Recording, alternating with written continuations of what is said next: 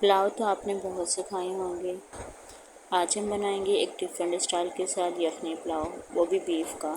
आपने एक दफ़ा इस तरह का पुलाव बना लिया तो आप रोज़ ऐसा ही पुलाव बनाएंगे, फरमाइश के साथ आपसे बनवाया जाएगा। वीडियो को स्टार्ट करने से पहले मेरे चैनल को फॉलो कर लीजिए। सबसे पहले हम लेंगे बीफ, इसको अच्छे तरीके से वॉश कर लेंगे।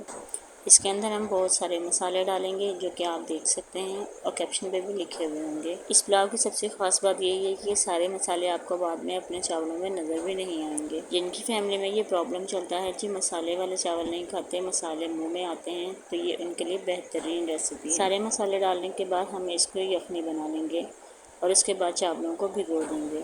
चावलों को तकरीबन 30 मिनट के लिए ज़रूर भिगोएंगे।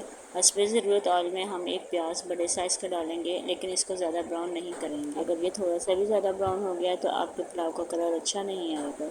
इसके बाद हम इसके अंदर लहसुन अदरक का पेस्ट और टमाटर थोड़े ज़्यादा डालेंगे।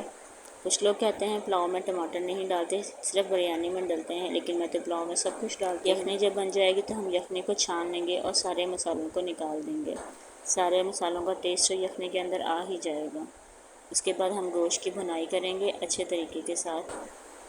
गोश्त हमारा तकरीबन 95% जो है वो कुक हुआ हुआ है।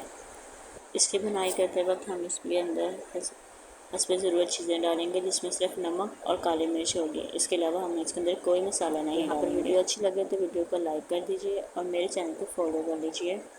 उसके बाद हमने इसके अंदर चावल डाल दिए और यखनी डाल दी जो हमने निकाल के रखी हुई थी। और उसके बाद हम इसके चावल जब यखनी इसके अंदर से बिल्कुल ख़त्म हो जाएगी तो इसके अंदर नीम गर्म 1 कप दूध का डालेंगे। ये सिर्फ एक प्रोसेस इसके अंदर करने से आपका यखनी पुलाव एकदम ज़बरदस्त और परफेक्ट किस्म। चावल इतने खिले खिले और मिल्की टेस्ट के होंगे कि मुंह में जाते ही घुल जाएंगे। ईद आ रही है और इस बार ईद पर यही पुलाव ज़रूर ट्राई कीजिएगा। आप लोग घर वालों की बहुत सारी तारीफ़ें भी वसूल कीजिएगा।